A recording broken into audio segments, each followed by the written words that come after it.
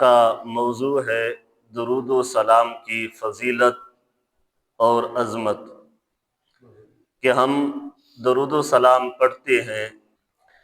یہ درود پاک ہم جتنی کثرت سے پڑھیں گے اتنا اللہ کا محبوب ہم پر راضی ہوگا، اور جس قدر پڑھیں گے، جتنی محبت سے پڑھیں گے، اتنا ہی اللہ کا محبوب ہم پر راضی ہوگا، اور درود پاک پڑھنے سے اللہ کے حبیب کا قرب نصیب ہوگا، اور ان درود پاک پڑھنے سے اللہ رب العزت ہمارے اوپر اپنی رحمتوں کو نازل فرماتا ہے، اور انہی درود پاک کی وجہ سے اللہ رب العزت ہماری دعاؤں کو بھی قبول فرماتا ہے۔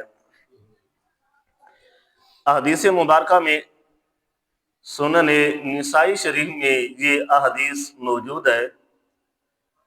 حضرت عبداللہ بن ابی طلحہ رضی اللہ تعالی عنہما اپنے والد محترم سے یہ روایت کرتے ہیں، فرماتے ہیں کہ حضور صلی اللہ علیہ وسلم نے فرمایا کہ انہ جاءنی جبرائیل علیہ السلام، کہ میرے پاس حضرت جبرائیل علیہ السلام آئے تھے، فقال اما یرضیک یا محمد اللہ یصلی علیک احد من امتک الا صلیت علیہ عشرا ولا یسلم علیک احد من امتک الا سلمت علیہ عشرا، کہ حضرت جبرائیل علیہ السلام نے فرمایا اے محبوب، اما یرضیک یا محمد، اے اللہ کے نبی، کیا تم اس بات پر راضی نہیں ہوگے کہ آپ کی امت میں سے کوئی شخص ایک مرتبہ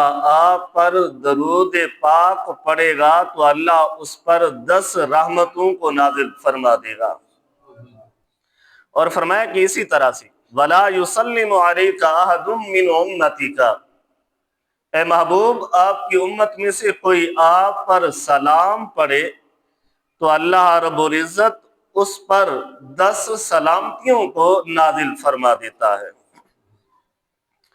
اب درود پاک ہم پڑھتے ہیں، لیکن اللہ کی رحمتیں ہمارے اوپر نازل ہوتی ہے۔ درود کس کے لیے ہوتا ہے؟ اللہ کے آخری نبی کے لیے ہوتا ہے۔ جب ہم اللہ کے آخری نبی کے لیے درود پاک پڑھتے ہیں تو اللہ رب العزت اپنے محبوب پر تو رحمتوں کو نازل فرماتا ہی ہے، ساتھ میں اللہ رب العزت پڑھنے والوں پر بھی بڑا کرم فرمایا کرتے ہیں، اپنی رحمتوں کو درود پاک پڑھنے والوں پر بھی نازل فرمایا کرتے ہیں۔ اور درود پاک وہ وظیفہ ہے کہ حضرت عبداللہ بن مسعود رضی اللہ تعالی عنہ نے ارشاد فرمایا کہ یہ حدیث مبارکہ ترمذی شریف میں موجود ہے کہ حضور صلی اللہ علیہ وسلم نے فرمایا کہ اول الناس یوم القیامہ، کہ قیامت والے دن سب لوگوں سے زیادہ میرے قریب وہ ہوگا، اکثرہم علیہ صلاۃً، کہ جو میرے اوپر زیادہ کثرت سے درود و سلام پڑھا کرے گا۔ کل قیامت کا وہ منظر میرے محبوب نے ہماری آنکھوں کے سامنے رکھا کہ بخشش کا انداز ہو یا اس دھوپ سے بچنے کے لیے سایہ رحمت کی ضرورت ہو، یا گناہوں کی وجہ سے خوف اور ڈر ہو، یا پیاس کی شدت ہو، تو جو جتنا میرے قریب ہوگا وہ اتنا ہی زیادہ مصیبتوں سے دور ہو جائے گا، اللہ اس پر اپنی رحمتوں کو اتنا نازل فرمائے گا۔ تو یہاں پر حضور صلی اللہ علیہ وسلم نے فرمایا کہ اول الناس یوم القیامہ، لوگوں میں سے سب سے زیادہ میرے قریب، جو حضور صلی اللہ علیہ وسلم کے زیادہ قریب جتنا ہوگا وہ اتنا اللہ کی رحمت میں ڈھانپا ہوا ہوگا، اور سورج کے تپش سے محفوظ ہوگا، اور بخشش کا ذریعہ بڑا اعلیٰ ہوگا، اور محبوب مصطفیٰ صلی اللہ علیہ وسلم آب زمزم شریف سے اپنی امت کو پانی سے بھی سیراب کریں گے۔ حوض کوثر آپ کو عطا فرما دیا جائے گا، جس سے پانی بھر بھر کر اپنی امت کو سیراب کر رہے ہوں گے۔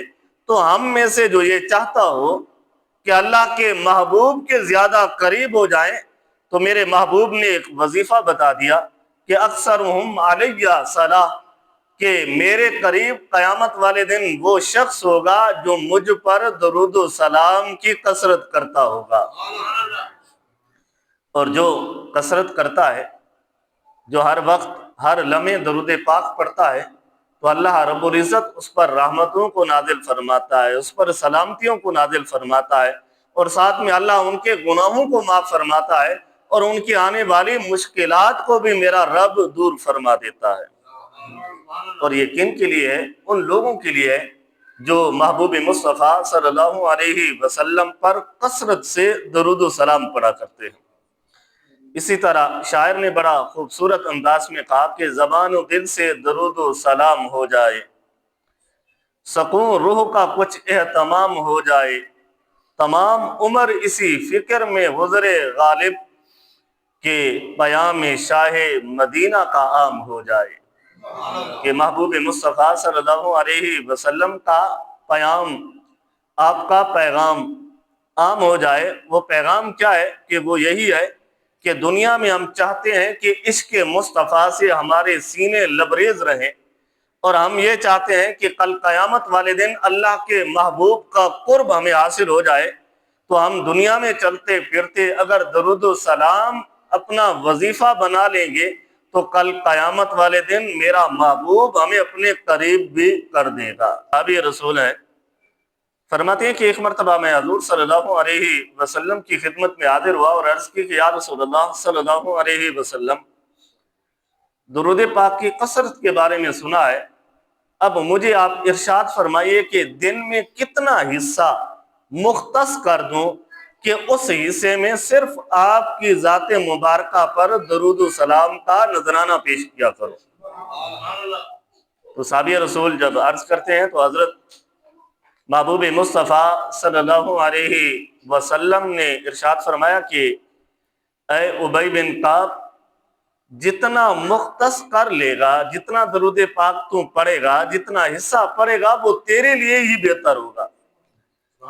تو صحابی فرماتے ہیں میں نے عرض کی کہ یا رسول اللہ صلی اللہ علیہ وسلم، پورا دن ہے اور رات ہے، اگر اس میں سے چوتھائی حصہ میں صرف آپ پر درود و سلام کے لیے مختص کر دوں تو کیا یہ ٹھیک رہے گا؟ تو میرے محبوب نے فرمایا اے ابی بن کعب، یہ بھی صحیح ہے، اگر اس سے زیادہ کر لے گا تو بھی تیرے لیے ہی بہتر ہوگا۔ تو فرمایا کہ یا رسول اللہ، اچھا میں چوتھائی سے زیادہ نصف کر دیتا ہوں، کیا پورے دن میں نصف حصہ، پورے دن کا نصف جو دن کا حصہ بنے گا، اس حصے میں بیٹھ کر آپ پر درود و سلام پڑھوں گا اور باقی حصہ رہ کر دوسرے ذکر و اذکار کیا کروں گا؟ تو میرے محبوب نے فرمایا کہ اے ابی بن کعب، یہ بھی ٹھیک ہے، اگر تو چاہتا ہے اس سے بھی تیرے اوپر کرم زیادہ ہو تو پھر اس سے بھی کچھ زیادہ کر لے۔ تو حضرت ابی بن کعب رضی اللہ تعالیٰ عنہ نے فرمایا کہ یا رسول اللہ صلی اللہ علیہ وسلم، پھر میں ایسا کرتا ہوں کہ سارا دن آپ پر درود و سلام کے نذرانے پیش کیا کروں گا۔ تو حضور صلی اللہ علیہ وسلم خوش ہوئے، خوشی کا اظہار کرتے ہوئے فرمایا اے ابی بن کعب، اب سارا دن جو تو میرے اوپر درود پڑے گا، تم پریشانیوں سے بھی محفوظ رہے گا، تکلیفوں سے بھی محفوظ رہے گا، اللہ تیرے گناہوں کا بھی کفارہ فرما دیا کریں گے۔ اب اس میں یہ نہیں تھا کہ نماز نہیں پڑھوں گا یا روزہ نہیں رکھوں گا یا قرآن پاک کی تلاوت نہیں کروں گا، نہیں، بلکہ نماز روزے کے علاوہ جو وقت بچے گا اس وقت میں بیٹھ کر اے محبوب آپ پر درود و سلام کے نذرانے پیش کیا کروں گا، چلتے پھرتے درود پاک پڑھا کروں گا، اٹھتے بیٹھتے یا رسول اللہ آپ پر درود و پاک پڑھا کروں گا، اور جب بھی کوئی لمحہ مجھے میسر آئے گا، میرا ذکر و اذکار سے خالی نظر آئے گا، تو میں کوشش کروں گا کہ یا رسول اللہ صلی اللہ علیہ وسلم وہ لمحہ آپ پر درود و سلام پڑھنے میں ہی گزار دیا کروں گا۔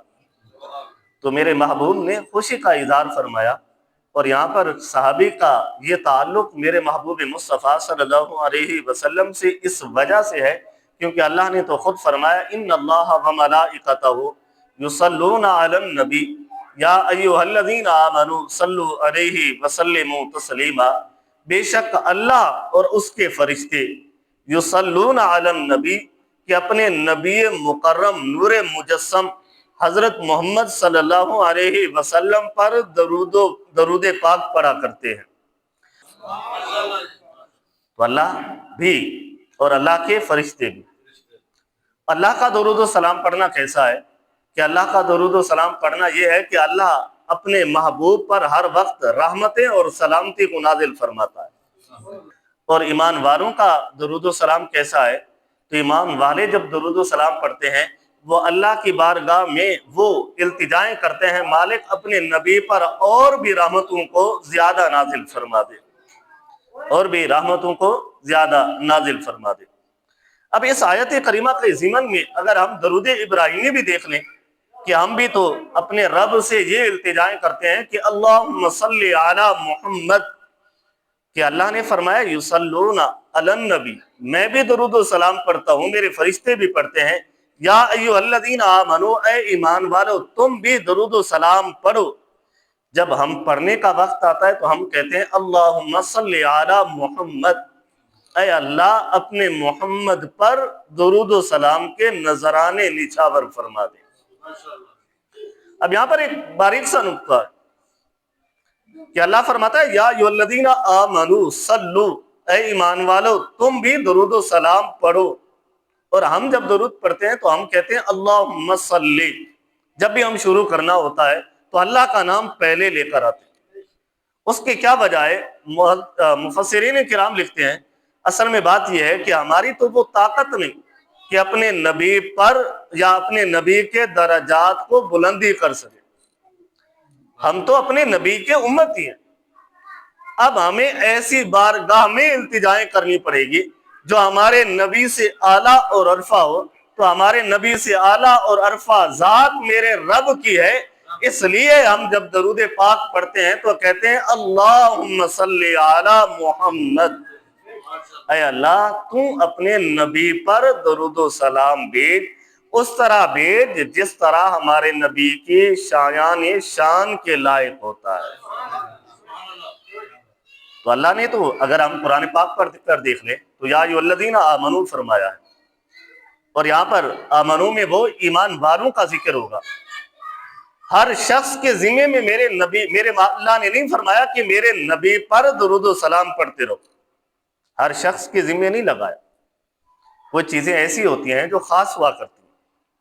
جب ہم ایک مثال کے طور پر اگر شادی کرنی ہو تو ہر ایرے غیرے کو نہیں بلاتے، کوئی خاص لوگوں کو ہی دعوت دیا کرتے ہیں۔ لیکن کبھی ایسی محفلیں بھی سجاتے ہیں جہاں پر ہر بندے کو ہم دعوت دیا کرتے ہیں۔ تو میرے رب نے جب اپنی وحدانیت کا جہاں پر بھی اقرار کیا تو یا عبادت کا ذکر فرمایا، وہاں پر لفظ لوگوں کا استعمال فرمایا کہ تمام لوگوں کو میری وحدانیت کا پیغام پہنچا دیا جائے۔ لیکن جب درود پاک کی باری آئی تو میرے رب نے فرمایا یا ایھا الذین آمنو، درود میرے نبی پر، سلام میرے نبی پر وہ پڑھا کریں گے جن کے سینے کے اندر ایمان بھی موجود ہوا کرے گا۔ جن کے اندر ایمان نہیں ہوگا تو کیا وہ درود پاک پڑھ سکیں گے؟ کیا وہ سلام کے نذرانے پیش کر سکیں گے؟ کبھی بھی نہیں، کیونکہ میرے رب کا فرمان ہے اور ہمیں اپنے رب کے فرمان پر یقین ہے کہ درود و سلام ہم میں سے وہ پڑھا کرتا ہے جن کے سینے کے اندر ایمان موجود ہوا کرتا ہے۔ اب درود و سلام کی فضیلت کے موضوع پر ہے تو اگر ہم یہاں پہ وسلموا، صلو علیہ وسلموا تسلیما، سل سے بنا ہے، سل کا معنی ہوتا ہے درود، اور وسلموا تسلیما، سلموا سلام سے بنا ہوا ہوتا ہے۔ تو درود اسے کہا کرتے ہیں جو ہم نماز میں بیٹھ کر درود ابراہیمی پڑھتے ہیں، اس کو درود پاک کہا کرتے ہیں۔ اور جو ہم درود و سلام ہوتا ہے، جو سلام کا نذرانہ پیش کرتے ہیں، آذان سے پہلے جو ہم پڑھتے ہیں اس کو سلام کہا جاتا ہے۔ جو جمعے والے دن ہم پڑھتے ہیں وہ بھی سلام ہوتا ہے۔ تو ہم میں سے سلام وہ پڑھا کرتا ہے جن کے سینے کے اندر ایمان موجود ہوا کرتا ہے۔ اب یہ دونوں چیزیں اللہ رب العزت نے اکٹھے ارشاد فرما دی۔ सल्लु अलैहि वसल्लिमु तस्लीमा। अगर यूं होता कि सल्लु किसी और आयत में होता, वसल्लिमु तस्लीमा किसी और आयत में होता, तो फिर एतराज बन सकता था कि मेरे रब ने महबूब को पर दरूद पढ़ा है, सलाम नहीं पढ़ा। लेकिन यहाँ पर मेरे रब ने वादे अंदाज से बयान फरमा दिया कि मैं जब ईमान वालों, जब मैं अल्लाह होकर या मेरे फरिश्ते होकर युसल्लूना अलन नबी, जब अपने नबी पर दरूद पढ़ते हैं, तो ईमान वालों तुम्हें मैं ये हुक्म देता हूं, तुमने सिर्फ दरूद पर किफायत नहीं करना, सिर्फ दरूद को काफी नहीं समझना, बल्कि मेरे महबूब पर साथ में सलाम के नजराने भी पेश किया करने हैं। अब इस आयत करीमा में मेरे रब ने कोई कैद नहीं लगा दी कि जैसे हम माह रमजान के रोजे रखते हैं तो कैद है कि माह रमजान का महीना आएगा तो हमने रोजे रखने हैं। नमाज का वक्त है तो कैद है, जुमे का वक्त होगा तो हम जुमा पढ़ेंगे। कोई 10 बजे तो हम जुमा शुरू ही नहीं कर सकते क्योंकि वो तो वक्त ही नहीं है। अब इसी तरह हज का मौसम होगा, हज जिन पर फर्ज होगा तो उन दिनों में ही हज करेगा। तो कोई ऐसा बंदा तो नहीं होगा कि जो रबीउल अव्वल में हज करने पहुंच जाए, उसे तो बेवकूफ समझा जाएगा। अब इस आयत करीमा में अगर यूं समझिए कि हर चीज में जहां पर मेरे रब ने कोई कैद लगाई हो तो उस कैद पर अमल करना हमारे ऊपर जरूरी होता है। माह रमजान के रोजे हम मुहर्रम में नहीं रख सकते, मेरे रब ने कैद लगाई है कि रमजान के रोजे ही फर्ज हैं। मुहर्रम के रोजे, सफर के रोजे, रबीउल अव्वल के रोजे, रजब के रोजे, शबान के रोजे मेरे रब ने फर्ज नहीं किए। अब यहाँ पर अल्लाह रब्बुल इज्जत ने जब दरूद सलाम की बात की है तो कैद नहीं लगाई कि सुबह पढ़ना है या शाम को पढ़ना है या रात को पढ़ना है या दिन को पढ़ना है या अजान से पहले पढ़ना है या अजान के बाद पढ़ना है। कोई मेरे रब ने ऐसा लफ्ज ही इस्तेमाल नहीं फरमाया।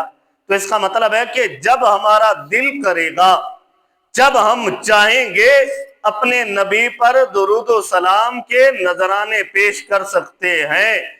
और हर वक्त दरूद सलाम पढ़ना ये ईमान वालों की निशानी हुआ करता है।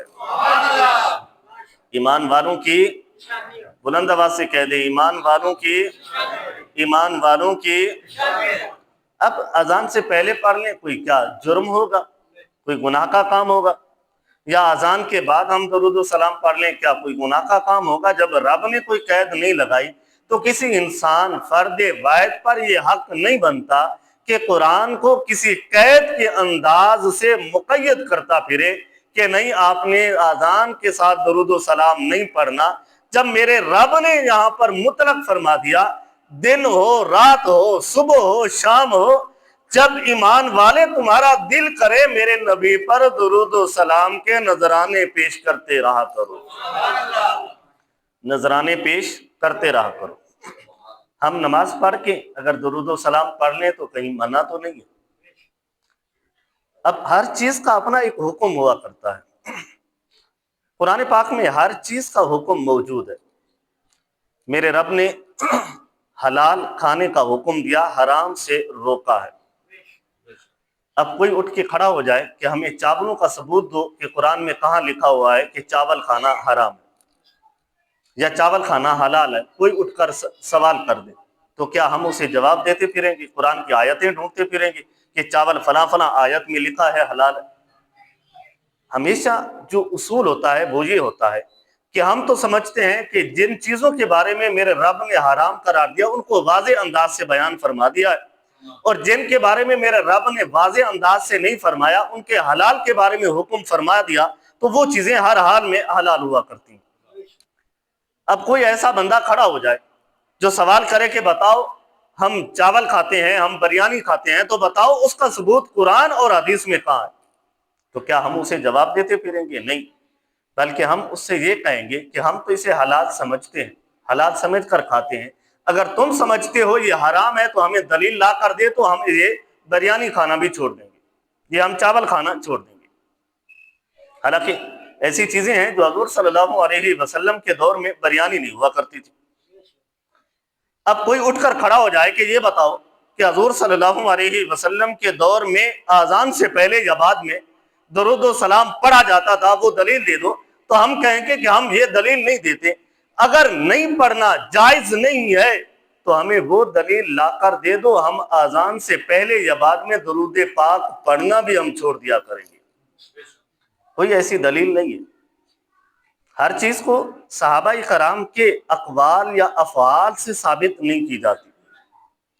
عموم معاشرہ کو بھی دیکھا جاتا ہے, معاشرے کے اصول کو بھی دیکھا جاتا ہے. اور جب حضور صلی اللہ علیہ وسلم کا دور اقدس تھا, صحابہ کرام تھے, تو اس طرح کے بد عقیدہ لوگ بھی تو نہیں تھے جو درود و سلام پڑھنے سے روکنے والے ہوں. جب وہ تھے نہیں تو درود و سلام بھی پڑھا نہیں جاتا تھا. جب زمانہ بدلتا گیا, لوگوں کے اندر منافقت آتی گئی, عشق مصطفیٰ سینوں سے نکلتا گیا اور کفر کے یلغار ہمارے سینوں کے اندر پیوست ہوتی گئی, تو پھر ہم نے یہ لازمی سمجھا کہ جب اذان دینی ہو تو اذان کے ساتھ اپنے نبی پر درود و سلام پڑھنا بھی ضروری سمجھ لیا. اس دور میں کیا پتنگ اڑائے جاتے تھے؟ اس دور میں کیا 23 مارچ کو یوم پاکستان یا دفاع پاکستان منایا جاتا تھا؟ یا 14 اگست کو آزادی پاکستان منایا جاتا تھا؟ اب کوئی دلیل لے کہ میں آزاد پاکستان منانے کا قائل نہیں ہوں, 14 اگست کا میں قائل نہیں ہوں, کیونکہ اگر یہ صحیح ہوتا تو میرے نبی نے منایا ہوتا یا میرے اصحاب نے منایا ہوتا. جب یہ اس دور میں تھا ہی نہیں تو پھر یہ ثبوت ہم کہاں سے لا کر رکھیں گے؟ ہر چیز کا اپنا ثبوت ہوتا ہے, اپنی دلیل ہوتی ہے. ایسے تو نہیں کہ کوئی بندہ کہے کہ بریانی صحابہ نے نہیں کھائی تھی تو آپ کیوں کھا رہے ہیں, تو دلیل تو کسی صحابی نے بریانی کھانی ہے تو پھر ہم بھی کھایا کریں گے. تو صحابہ کے دور میں بریانی کیسے بنتی؟ وہاں تو روٹی کے بھی لالے پڑے ہوئے تھے, روٹی بھی آسانی سے میسر نہیں ہوتی تھی, اور صحابہ کرام ایک کھجور لے کر تقریباً 4-4 5-5 آدمی ایک کھجور سے غدارہ کیا کرتے تھے. آج ہم شادیوں میں کتنی ڈشیں ہمارے سامنے ہوتی ہیں اور کس قدر ہم بے رحم ہو کر اس کھانے کو ہم فارغ خراب کر رہے ہوتے ہیں, اس کھانے کو ہم ضائع کر رہے ہوتے ہیں. تو اگر کوئی ثبوت مانگے کہ بتاؤ میرے نبی نے بریانی کھائی تھی یا میرے اصحاب نے بریانی کھائی تھی, تو ہم کہاں سے یہ دلیل لائیں؟ کوئی بھی نہیں, کیونکہ ہر دلیل کا اپنا ایک اسلوب ہوتا ہے. ہر چیز کے بارے میں دلیل نہیں دی جاتی. کبھی ان سے بھی دلیل لی جاتی ہے کہ بتاؤ اگر میرے نبی نے بریانی نہیں کھائی تو کھانا حرام ہے, اگر حرام ہے تو تم نے کبھی پھر بریانی کھاتے ہوئے نظر نہیں آنا چاہیے. تو اسی طرح سے ہم درود و سلام پڑھتے ہیں, نماز کے بعد سلام پھیرنے کے بعد ذکر و اذکار کرتے ہیں. تو ہم اذان دیتے ہوئے پہلے یا اذان کے بعد ہم درود و سلام کے نذرانے پیش کرتے ہیں. تو ہم یہ بتانا چاہتے ہیں کہ صرف درود و سلام پڑھنا ہر بندے پر جائز نہیں ہے. تو میرے رب نے جب یا ایھا الذین آمنو کہا ہے تو ہم ایمان والے ہیں, تو اپنے نبی پر درود و سلام کے نذرانے پیش کیا کرتے ہیں. ہم ایمان والے ہیں تو رب نے ایمان والوں کا ذکر فرمایا, کسی غیر کا ذکر نہیں فرمایا. اب یہاں پر اللہ رب العزت نے یصلون علی النبی فرمایا. نبی اور رسول میں بڑا فرق ہوتا ہے. نبی جو ہوتا ہے وہ کبھی رسول نہیں ہوا کرتا, جو رسول ہوتا ہے وہ نبی بھی ہوا کرتا ہے. یہ ایک درجے ہوتے ہیں. تو اللہ رب العزت نے ہمارے نبی کو نبی بھی بنا کر بھیجا ہے, اور اللہ نے ہمارے نبی کو رسول بھی بنا کر بھیجا ہے. تو یہاں پر اللہ رب العزت نے ایک چھوٹے سے درجے کو بیان کر کے بتا دیا کہ اللہ رب العزت کی بارگاہ میں میرے نبی کا مقام کیا ہے اور ہمارے لیے اپنے نبی کا مقام کیا ہے. اللہ وہ تو رب ہے, اور حضور صلی اللہ علیہ وسلم اللہ کے بندے ہیں, اللہ کے پیغمبر ہیں, اللہ کے نبی ہیں, اللہ کے رسول ہیں. تو اللہ چاہے اپنے نبی کے لیے جو بھی لفظ استعمال کر سکتا ہے, لیکن ایمان والوں کو یہ جائز نہیں ہے اپنے نبی کے لیے کوئی ہلکے سے ہلکا لفظ بھی استعمال کرتا ہوا نظر آئے. وہ رب ہے, نبی اس کا پیغمبر ہے, بندہ ہے. اللہ اپنے نبی کے لیے جیسے الفاظ چاہے جس طرح سے چاہے استعمال کر سکتا ہے, لیکن کسی بندہ مومن پر یہ لازم نہیں کہ وہ بھی اپنے نبی کے لیے اسی طرح سے الفاظ استعمال کرے جس طرح میرا رب میرے نبی کے لیے استعمال کرتا ہے۔ تو ایمان والوں کے لیے یہ لازم ہوگا جب بھی ذکر کریں گے اپنے نبی کا تو ادب و احترام سے کریں گے۔ اس وجہ سے ہم بھی جب اپنے نبی کا ذکر کرتے ہیں تو ہمارے سینوں کے اندر ادب بھی ہوتا ہے اور احترام بھی موجود ہوا کرتا ہے۔ ادب اور احترام سب سے اعلیٰ طریقہ ہے ایمان والوں کا۔ تو دعا ہے کہ اللہ رب العزت ہم